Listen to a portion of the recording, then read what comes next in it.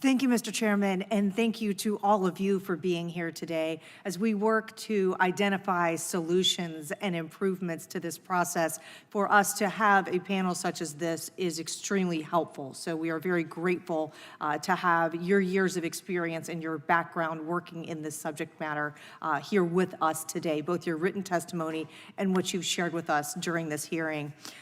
We have, a number of us commented, and I think it bears noting again here today, the good work and integrity of so many of the men and women of the FBI who work out in field offices across this country. However, that said, we are of course here to address a very specific and serious concern, which is the misuse of FISA and surveillance techniques, and I believe there's broad agreement here that we have much needed reforms to discuss.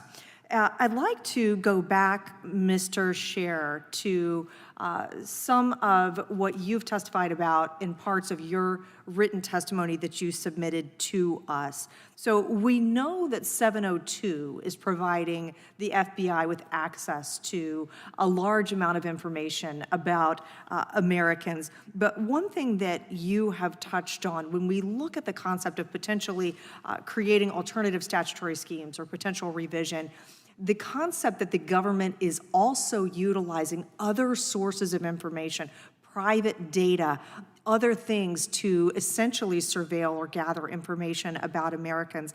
I'd like to hear more about that subject and what you would propose, if anything, we should be doing to try to monitor or curtail that practice. I assume that you're referring to the purchase of data, Yes, which is, in my view, an equally, if not more serious problem than the vast trove of information that's collected under pursuant to Section 702. And certainly both of those enormous databases together can be an enormously powerful surveillance tool. And like any other surveillance tool, it should be subject, in my view, to a judicial order with a probable cause requirement. I think that's the most important thing that can be done. I don't think any of us here on the panel are disputing the wisdom or the ability of the FBI to collect the underlying data. Yes, in many instances it's broader than it needs to be, but the key event is not so much the collection of the data as the searching of that data using identifiers that are specific to American citizens. In my view, that constitutes a search for Fourth Amendment purposes, and even if you disagree with that, it's still an important event to the privacy of an American citizen, and is therefore something that Congress can and should regulate very closely.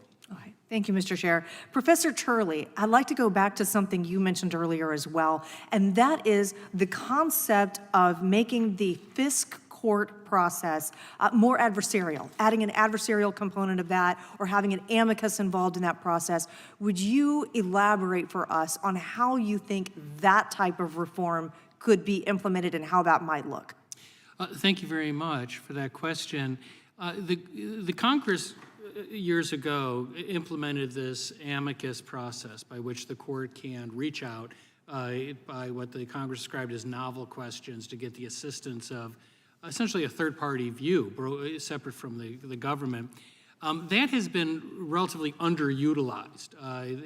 As far as I know, there's no indication it's ever been used in an individual case where the FISC court says, can you look at this application? And what we know is that when we actually put those applications under a spotlight, which is relatively rare, as the chair mentioned, out of, I think, 29 cases reviewed, 25 of them were in error. So there's obviously a need for some additional viewpoint. I don't think that's going to be achieved with any amicus curiae. I think that what you really need is this sort of concept of a special advocate, a formal office that has the ability, among other things, to bring a case to the appellate FISA court, to say that there's a problem here that you should reveal or review. I think that would be very useful to have an actual privacy advocate with security advocacy. If you're going to have a secret court, let's make sure both are represented. Thank you, Professor Turley. And Mr. Chairman, I yield back.